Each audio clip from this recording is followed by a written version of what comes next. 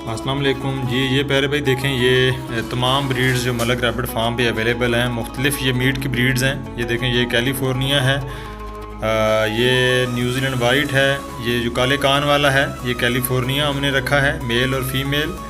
ठीक है, इसके अलावा जो बाकी ब्रीड्स हैं ये ब्राउन कलर में, ये फ्लैमिश ब्रीड है, और ये वाइट में न्यूजीलैंड वाइट है, और ये अमेरिकन चंचला है। ठीक है, ये मुख्तलिफ कलर्स हैं, न्यूजीलैंड वाइट।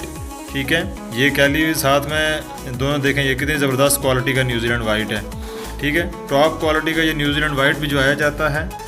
इसके अलावा जो है वो बाकी कलर्स में जो ब्राउन है, ये इस तरफ जो है कैलिफोर्निया, और ये जो काले रंग में है ये अमेरिकन चंचला है। ठीक है, ब्राउन कलर में, ब्लैक कलर में, ये तमाम वैरायटी अवेलेबल है, ब्राउन, ब्लैक, काले कान में, और प्योर जो न्यूजीलैंड वाइट है वो पूरे का पूरा सफ़ेद है। ये तमाम रैबिट्स जो हैं वो हमारे पास अवेलेबल होते हैं। आप इसमें से पसंद कर लें, जो आपको बेहतर लगता है वो आपको भिजवा देंगे। ठीक है, थैंक यू।